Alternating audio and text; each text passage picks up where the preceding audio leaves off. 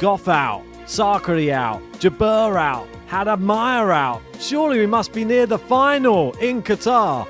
No, we just finished the second round. Yeah, nothing like Ben to bring your mood down. Please join us for this episode of The Countdown because we have some positive news too. Luca Darderi, he's flying the Italian flag, making Sinner proud. We've got Osaka back, she's looking okay. Rybakina is proving the doubters wrong. So sit back, get yourself a hot drink or a cold drink, and welcome to The Countdown. Novak Djokovic has won the Australian Open. 35 matches unbeaten. He's done it. Carlos Alcaraz. Djokovic has won Wimbledon. He wins his 14th Roland Garros title. Haha, welcome back, tennis fans, and welcome back on a day that Game to Love really comes into its own. It is the day of love. It is Valentine's Day, JG. Happy Valentine's Day to you. Well, it's nice to see that you've got a little bit happier from the intro where you was naming all of the players of which have gone out. A very scathing report on the day in Doha and some other tennis players as well. There was some good stories. I did try and highlight them, and we'll be going through everything in this episode. Before we get into it, have you ordered your roses, Ben, on special delivery for Valentine's Day? Have you got the chocolates ready? What's the plan this year?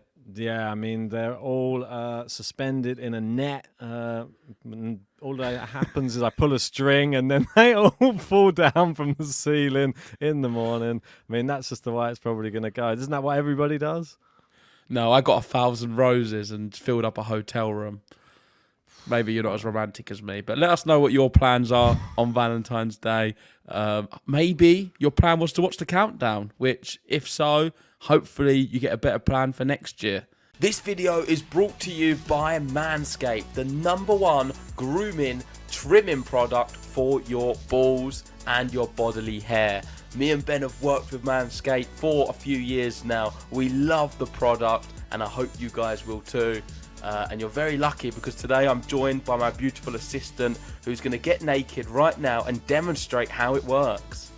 I'm just going to shave off my chest there today. No, I'm only joking with you. This is the new Lawnmower 5.0 Ultra. I mean, look at its sleek design and how stylish it is. This is the best in body hair grooming. I'm telling you that now. And there's no more nicking your balls when you shave.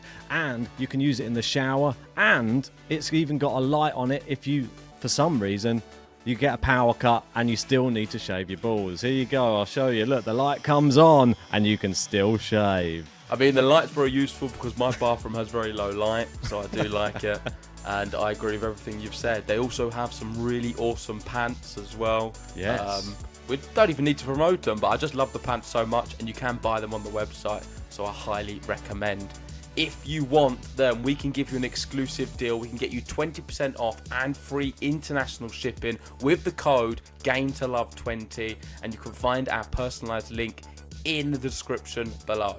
So remember, use the promo code GAMETOLOVE20 for 20% off plus free shipping, and I'm off to go shave my balls. Let's get into the tennis, and we're going to start with some women's tennis, and we have a great tweet here which highlights some of the big results today. So I think it was called A Day in Doha at the top, something like that. And this is what's happened. So Alexandrova wins consecutive outdoor hard court matches and will try to win 3 in a row above 250 for the second time in her career, which is incredible. She's just not that consistent. Terrible day for Sakkari, yet again. She's lost an 8 consecutive top 30 match. Only 2 sets won. She just doesn't do well against big players. Doesn't do well in Grand Slams at the moment at all. And she's now leaving the top 10 after 2.5 years. Gauff loses a very random match. Didn't see it coming. Against a non-top 5 player after 7 months. She was 32-0. We can't be too harsh on Coco Gauff. She has been exceptional, but strange loss, I must admit. Where in the past she only loses to 2. Number 2 3 times, number 4 and number 5. Pliskova is in incredible form. Wins for the 6th day in a row between 2 separate tournaments in 2 different continents. So she's flying. Ostapenko stays undefeated in 2024 against everyone but Azarenka. And faces Azarenka next. Serenko gets her first top 10 win in more than 5 years. 0-16 since defeat against Osaka in 2019. And Osaka wins back-to-back matches for the second time in the last 2 years. Brilliant. And that's a great one because Osaka was in my top 10. I think she's 700 in the world. But she is a player who I'm hoping can do some damage. Probably not a Roland Garros, and that's relevant to this episode, but you'd expect her still to do all right in this sort of swing in America before we go over to the clay. Definitely. I think that the big players, like you were saying there, Ostapenko, that's one who jumps off the page, having one of her best starts to the year ever. And this, Azarenka bogey player coming up, we're going to see if suddenly she's able to defeat her. I think that she's got it in the tank now. I think that she will be able to beat her, and she could set up a match with Iga Swiatek in the round after that. I believe it's quarterfinals that she could face Iga, and we know what a bogey player, the opposite way round, she is for Iga, because she's never lost to Iga, and she'll fancy her chances. I think they had a really close match, if I'm not mistaken, in the Middle East. I think it was a few years ago, where it was won on like a tiebreak in the third set. So I expect that one to be a very, very close match, and I have no idea who would win it if we get to see it. But Osaka is the story of the tournament, I feel. Rybakina doing well, but Osaka, I watched her match against Martic earlier today, and I thought that she's hitting the ball exceptionally well, Naomi Osaka. Backhand, forehand.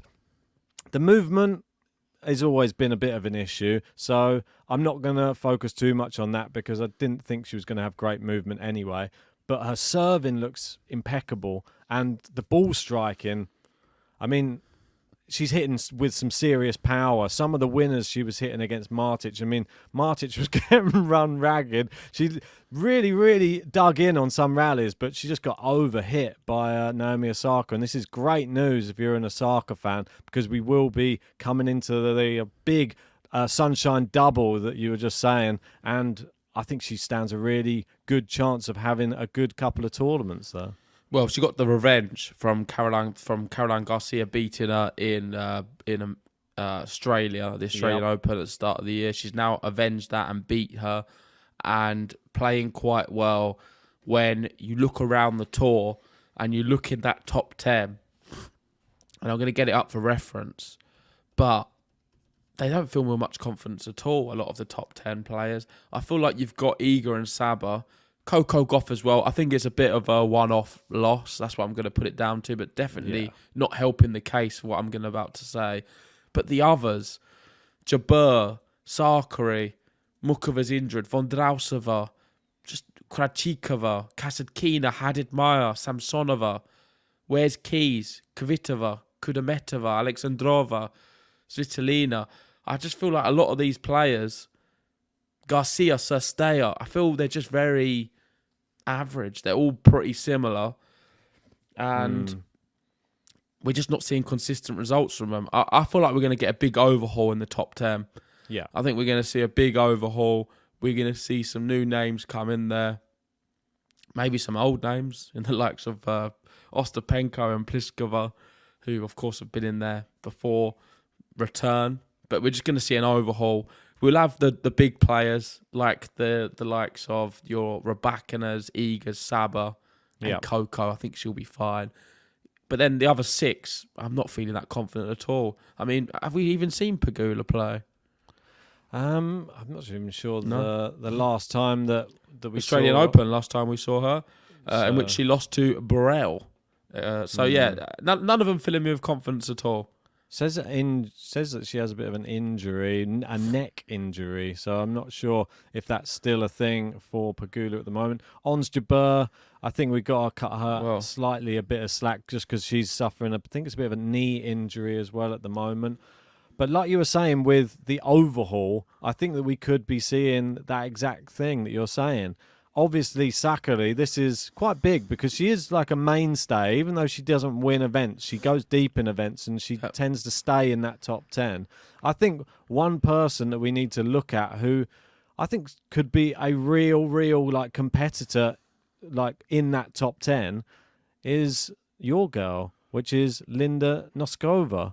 And I think that she's still playing well. She knocked out Sakkari. That's why it's a good little segue into this this little part on her. She had a fantastic one. She beat Iga and she's beaten Sakkari now in the past, month. I mean, what an incredible start to the year for her. And the sky's the limit. She's already knocking on the door of the top 20 now. And then how long, if she continues in that form, until she makes the top 10? Because she's obviously good enough to beat top 10 players. I mean, if we want to talk about young talent as well, Kim Win-jeng as well. She's continuing her winning run. I mean, a win in 3 sets, but a win's a win. And if she keeps on racking them up, who's to say she won't be close to maybe top 5 come the end of the year? I think she's good, but she's not that great. And I feel she was very lucky with a draw at the Australian Open. Yeah. And since then, really. But you can only beat who's in front of you, and she's doing exactly that. And she's flying up through the rankings. But I wouldn't be surprised if throughout the duration of this year, she will go out early in some events because she's going to come up against some better players and find it very challenging. But that's my assessment there. All in all, a lot of big defeats, and it's just showing that a real inconsistency on the tour. Maybe some people will be looking at that thinking that's what makes it so interesting, because each event we're going to be getting different winners and not sure who's going to be taking it. And I must admit, it does make it quite fascinating. But on the subject of are we, not really if we have Rybakina, Iga or Saber there, because I feel like all of the others just are complete random, and then them guys just clean it up. But is that not just what the men's is like as well? I mean, with Djokovic, Nadal, and but this Federer, is what I mean.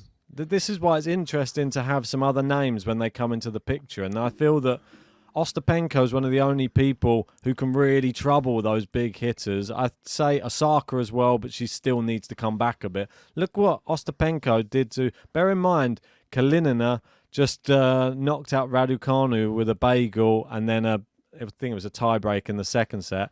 Well, she comes up against Ostapenko, gets bageled herself, and then a 6-3 in the next one. That's how well Ostapenko's playing. It was light work for her, and I'm excited to see her play this next match against Azarenka, because if she wins that one, she'll have overcome a mental demon as well in Azarenka. And then if we get Iga versus Ostapenko and she beats Iga again, then she could be, it could be an Osaka, to be honest. I mean, Osaka's got Sorenko next, and then either Pliskova or Noskova. I mean, it's a possible semi-final here for Osaka if she wants it. It's a nice section for her, and I feel that Noskova's probably the one which she'll fancy her chances getting to a semi-final too. Moving over to the men's, and we have Rotterdam, which is happening at the moment. Yes. I did do a draw preview. Go check it out if you haven't seen it.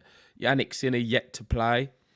But we've seen some other big players play. Rublev managed to beat Zizou Bergs. Not that convincing. And my pick to win the whole thing is Alex de Minaur. What did you make of that? I thought it was a nice pick, to be honest. Very solid player. Definitely somebody who starts the year well. We've said that many times. And we are at still the beginning of the year. I think that Korda was not an easy match at all. And I don't think that beginning of the year thing runs anymore, man. I just think he's going to be a good player. I think he's at the end of the year. I think he's going to finish inside the top 10 this year. Did you have him in your top 10? No, but I think that now. What about As Bublik? of Valentine's Day, for me, de Minaur's going to finish in the top 10. I think he's so underrated. He's so good. I'm so impressed by him. Is he your new love? He's one of my favourite players at the moment, yeah. I've fallen in love with the demon. And Bolter, watch out. And I feel that he is going to win Rotterdam and surprise some people. Of course, Sinner the big favourite. I think he's got Rublev in one of the next few matches because he's close in the draw. But there's some good players there. Any results you want to highlight? Have you watched much of it yourself?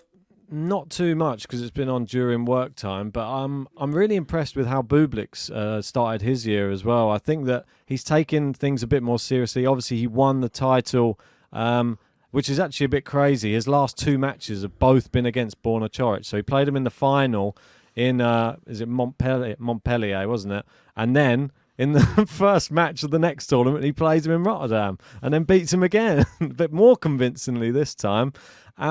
Bublik's one of those players. If he really focuses, his skill level is super, super high. He's got a massive serve. If he doesn't mess around with all the hitting it with the handle and the underarm serve, he's actually a real big threat to like a top 20 player. I think he can beat nearly anybody outside the top 20 with ease, I think. But you see what he's doing, though. He's making waves. And these tournaments, especially, there's no Medvedev in this tournament either. So it's one less player to worry about. And in his little section, Bublik's playing Raonic next. I think that's another winnable match. Yeah, if you want to get on that, it's good odds as well. 1.62 for Bublik. I think he's going to beat Raonic. I watched him the other day, and despite him winning, I thought he was a bit slow. Well, that injury, I mean, it's just there. He's not the same Raonic at all, and I think he's very beatable. So I'm surprised the bookies have it as close as what it is, because I think there's good value on a bet for Bublik. Yeah. Have you noticed there's a change in flag? Shevchenko obviously was probably getting sick of not having a flag next to his name, and now he is with Bublik in Kazakhstan now. Yeah. So he's changed alliances there. I saw some tweet the other day. I think it was Hachanov. I'm not sure if it was in like a separate tournament, but he was saying that he was playing Zhang, and then everybody was or the crowd were calling him Zizou. But obviously, I think they were thinking of Bergs, I think, and he was like, "Come on, at least get his name right. That's not his name." So, I didn't see that. Yeah, it was quite funny, but at least he was calling out. It's a Zizen, not Zizou. And what was your prediction for Rotterdam? Because you didn't give it on the podcast. I know, I wasn't on that one, unfortunately. I was busy. I mean, it was the obvious one, really. I mean, it would have been a bit boring, like me. It would have been probably Jannik Sinner to win it. And I think he's got quite a tough section, to be honest, Jannik Sinner. It's not a given, because he's actually got Butik van der Zandschulp again. They seem to meet a few times. And then Chapeau on Monfils second round, and then potentially Bublik in the quarterfinals. So it's not and possibly Ugo Humbert if he has a good run as well. Obviously, there's a lot of tennis to be played. Maybe Hurkacz. It's quite a tough draw, really, I think, for Jannik Sinner on that top half. And we could get Rublev versus De Minaur down the bottom as well. I'd quite like to see that one. I'm not sure who'd win that.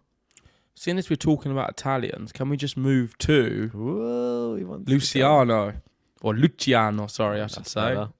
Terrible, God. Luciano Darderi. He's at a career high at the moment, and he is flying. He's got some good results under his belt. He's just beaten Navone after winning an event. And this is like one of them ones where you looked at it and you thought, yeah, he's probably going to lose. I think that's where the bookies had it so tight, because when you've just gone on and just won all their matches, usually the next one, new tournament, against a tough opponent, you just lose. And I'm just shocked that he managed to win so comfortably.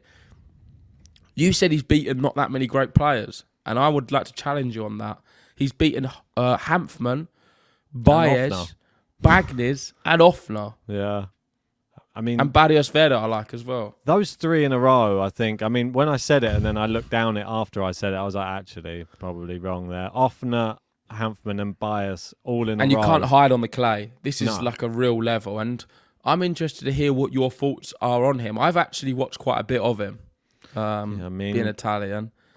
And I truly believe he, at 22 years old, bearing in mind, I don't know if you realise, only 22 years old, has a great future. And I wouldn't be surprised if we see him knocking on the door of the top 20 come the end of the year. Wow. It's high praise from a fellow Italian. Maybe he's been inspired by Jannik Sinner, though. That's the thing. Like maybe Sinner, top 30. I'm just looking at some of the names. 30 is a reasonable one. Possibly. I mean, he's at 76 at the moment, like you said, but if he keeps on winning, and obviously the clay court swing, who knows if he has a good Roland Garros as well. Well, I think he's a better player than Musetti. Wow. At the moment. I think don't know much about him. What's his game style like? And just a fighter. He works very hard and he hits quite big. Bit of a stocky guy. But no, just best thing to do is just watch him yourself. He's not that consistent. And that's the only downside. And this is why I'm quite impressed that he's pulled it all together. I want to see how he now gets on in Buenos Aires. Like, can he go on and win that one? Because if he can go back-to-back in Argentina, then no one's going to doubt him. Well, he's done. I don't know who he's got next. Do you know?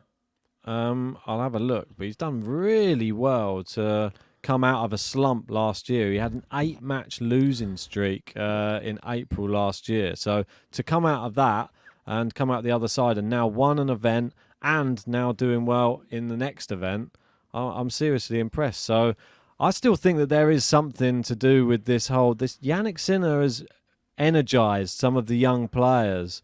And it's no coincidence now that you're going to see some other Italians coming to the forefront. I've noticed Vavasori, he's playing quite well as at the moment too. He just beat Caboli. Cabola's the other one. Yeah, Caboli, really good player. Well, he could be playing Sebastian Baez again in that next round, and he's just beaten him in the last tournament, Darderi. So he'll fancy his chances again. He could Cam Norrie in his section down that bottom half, and Cam Norrie's a gritty player as well. Very good on the clay. I didn't realise Caboli's actually higher, and he's younger as well. He's 21.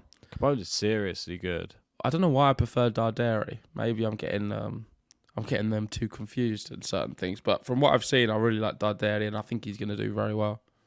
Yeah, I mean, the Italians, take your pick right now. They've got so many. Probably Sinner has motivated them. I think so. You see somebody, bear in mind, Sinner's the same age. He's 22 years old. He must be looking at him thinking, if he can do it, why can't I do it? And they probably got great team spirit. Obviously, Italy, they've done so well in the past few months as a team, as a unit together. Surely rubbing shoulders with a Grand Slam champion in Jannik Sinner now.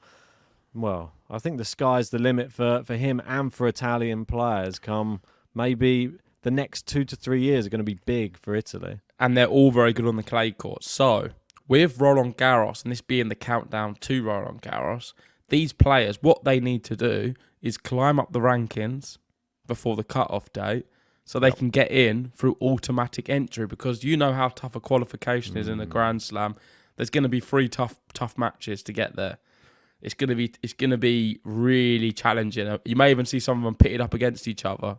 Yes. In final rounds of qualifying. So there's no certainty they get in. So on that basis, what they need to do is keep playing these events, keep picking up enough points so they can get in automatically. Do the Casper Ruud and pick up all the 250s. But I think it's possible for sure. One person I'm really sad that still having a torrid time of it, Diego Schwartzman. I think he had a wild card into this event. Still struggling for form, unfortunately. It wasn't a bad match. I think that's one win in 7, I saw him saying. And in the press conference, he was talking and saying how he's not sure what the future holds now for him. He's going to have to assess things. He's very upset. He really had high hopes for the season. I mean, we did speak to him. Go check out the interview if you haven't seen it. It's quite fun talking about Lionel Messi. And yeah, it's a sad time for him. Hopefully he can come back to some kind of level, but I do fear this is kind of the end of him. Yeah, I mean, he's 31 years old, so there's still time to get back into it. But I feel that the sport is sort of moving in a different direction, and I don't think it's just that, man. I think he's just not the same level, and you've got a lot of young. It's not that forgiving the clay courts. Like if you're not at it, that's it. You get swallowed up by some of these players. But look, that's what I mean. The level is constantly rising, and if his level isn't going to maintain to get with all of these names here are serious on clay courts. Yeah, I mean Tabio, Echeverry, Sable Veld, who even lost. I mean, they're class. Rias, who lost. Carabelli, these guys, they just eat you up. All of them will. some crazy scorelines in there as well. I mean, Echeverri in this tournament. I mean, Mate, look at the odds. All the odds are like even. No one can call any of their matches. Who do you reckon is the favourite for this tournament? I mean, Echeverri's got to fancy his chances, surely. I think Tabio. There is, I believe Cam Norrie is in this one as well. He's the Norrie second won't win seed. it. And Alcaraz, don't forget him. He's also in it. Right. Maybe him then. He's at the top. He's playing Ugo I didn't realise he Carabelli. was there.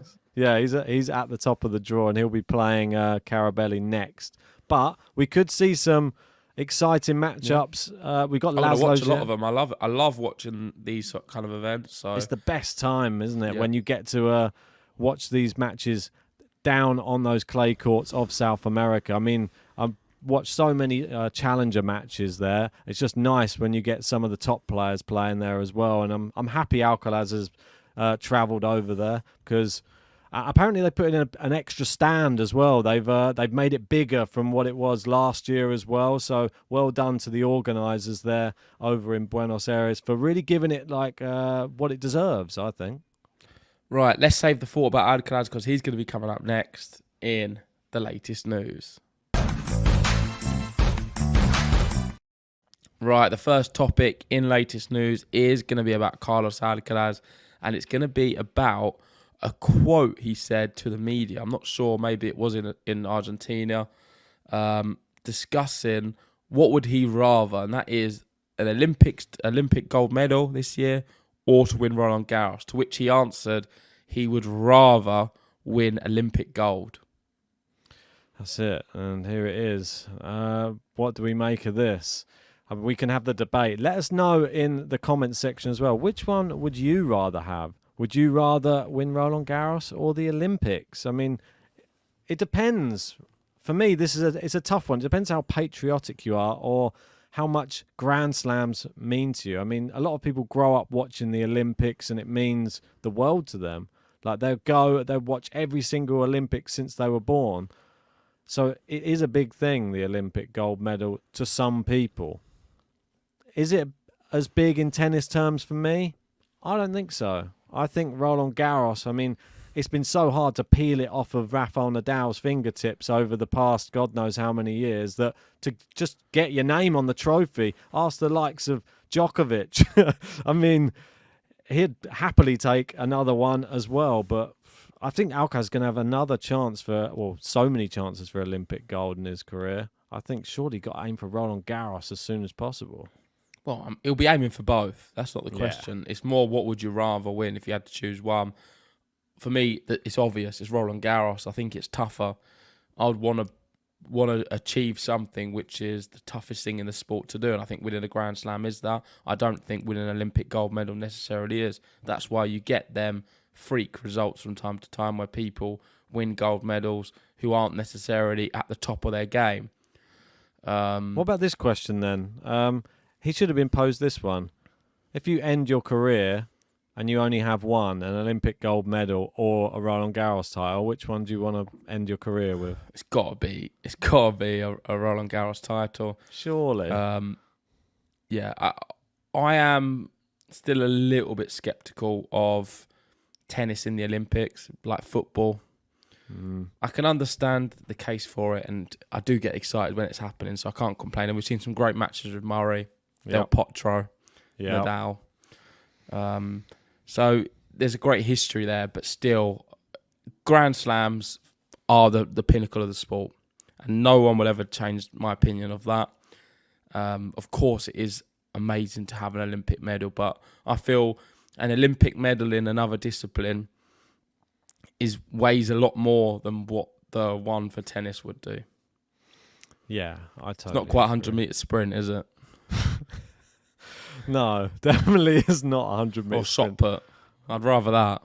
Yeah, I mean, for me, I can't really compare the two. I'm even surprised that it even comes up as a debate when they're talking about like, but so-and-so hasn't won the Olympics. I mean, the long and short of it is people are striving for Grand Slam titles in tennis, and tennis wasn't always at the Olympics. You got to remember that. Whereas Grand Slams have pretty much always been within tennis. Djokovic is probably going for Olympic gold because he's already done everything else so many times. Exactly.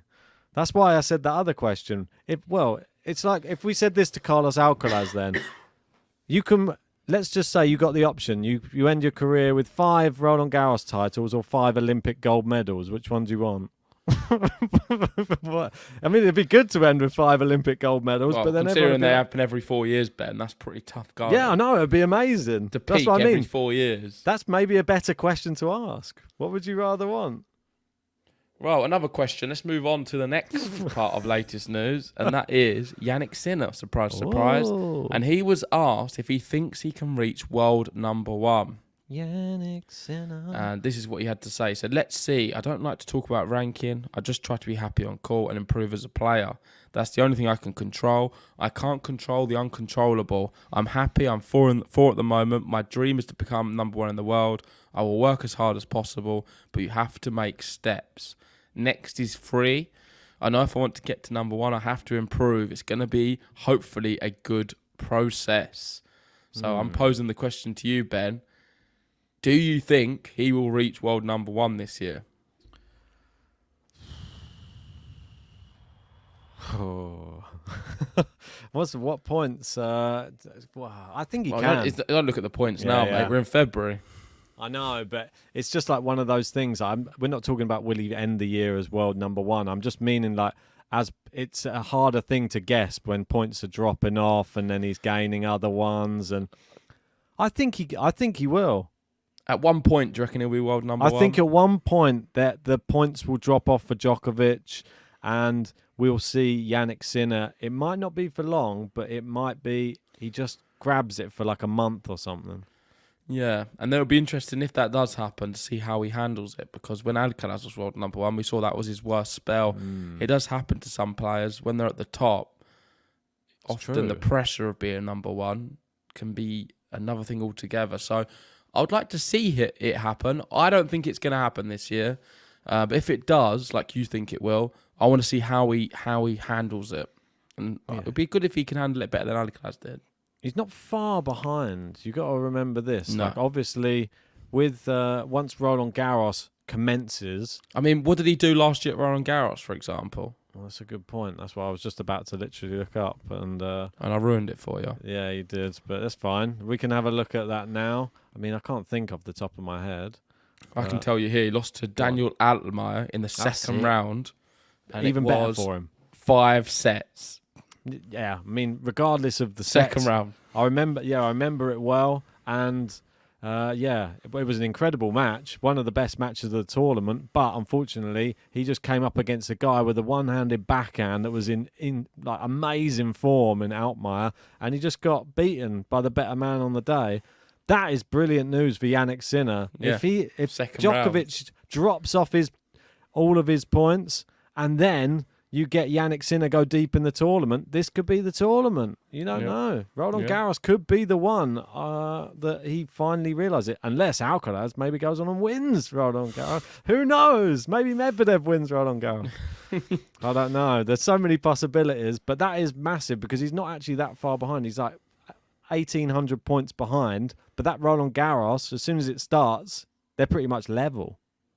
Yeah, exactly. Interesting. But Djokovic is over in America, don't forget, and he hasn't been there for a while. Yeah, that's the other thing I was going to say. So there's a lot of points to play out. It's a wild assumption to make. No one really knows, but let us know in the comment section. What do you guys think? Do you think Sinner will reach world number 1 in this year? And also, what would you rather, an Olympic gold medal or a Roland Garros title? Let's move on to the next section of the video, and this one is tennis shootout. Right, tennis shootout. This is where myself and JG ask each other a piece of tennis trivia relating to the Grand Slam we're counting down to. We are counting down to Roland Garros, and we're only 104 days to go. So, I believe you went first last week, so I will go first this week with my question, and I'll pose it to you. Is it multiple choice or not? I mean, it can be if you want. Or, I mean, go on then. I'll make it multiple choice. No, you don't have to, because I didn't do multiple choice. It's fine. I'll make it multiple choice just for you. Okay, here we go. So, as we've been talking about the men's, and as we've been talking about how difficult it is to get the grip of that trophy away from Rafael Nadal over the past 2 decades, let's say, there's only a few men who have done it. And one of them only did it once. Yeah, this man was Roger Federer. Once in his career, he won the French Open title. But what I want to know is, which was the year that Roger Federer won the French Open? Oh, that's a good question. Was it 2005, 2007, or 2009? And they're your 3 options. Go. Everyone's going to hate me if I get this wrong. 2007. No. The thing is, you've thrown me off because I thought 2000. I'll stick with it. You're going to go back through all of Rafa's wins? No, because I thought 2005 initially. But I knew it took him a while to do it, so maybe it's not. It's quite a long time ago, isn't it now, if we think about that? Right, so there you go. It's not that, I can tell by your reaction. So 2009, isn't it? It's good. Yeah, there you go. He's got it on the second guess. It was, in fact, 2009 when Roger Federer won his only Roland Garros title. It wasn't against Rafa, obviously. It was against Robin Soderling. And yeah, he won it in straight sets. Nice, comfortable win for Big Rog. But he did lose the final 4 times to Rafael Nadal. Probably was a bit bitter, I'm sure, making it all the way to the final only to be beaten by the same guy multiple times. But that's it. Yeah, unfortunately, yeah, it was 2009 though, mate. Shambolic. Right. Hopefully yours, you can do a little bit better. We'll wait and see. Okay, so mine is surrounding YouTube. Oh, no. And Roland Garros. So, as you know, we have a somewhat successful tennis YouTube channel. And we currently have, let me just do an updated one, 58,248 subscribers on YouTube. Not bad.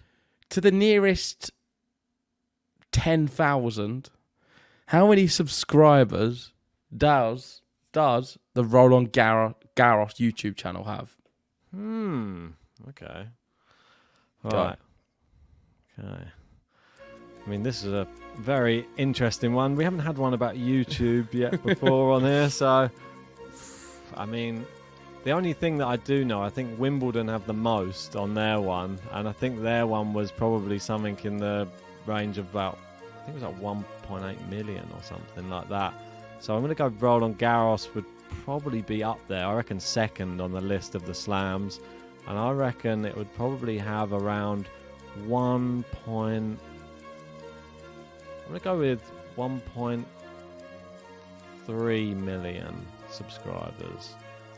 That'll be my guess. Does it have to be to 10,000, you say? I mean, you can have to 100,000 the way you're guessing. I mean, yeah, I'll go with that. Right. Oh. Right, so yeah, you're nowhere near whatsoever. It's actually half. They've got 638,000 subscribers on YouTube. So Game to Love's catching them up. Well, if we could have half of their subscribers, I'd be happy. They get to post the matches as well, and we're a tenth of the way there. It's true, actually. Yeah. Yeah, what are they up to? Come on. Yeah, are they second on the list then, or are they not even I think second? they are. I think Wimbledon was like I'm guessing, by the way, 1.1 million, I thought it was. Okay, maybe I just got the ratios mixed up. I thought the Australian Open's last, I think, and US Open third. But that's off the top of my head. People can probably comment and say how wrong I am. But yeah, there we go. That does sum up a pretty abysmal tennis shootout section. Last up, we got some Q&As. Whee.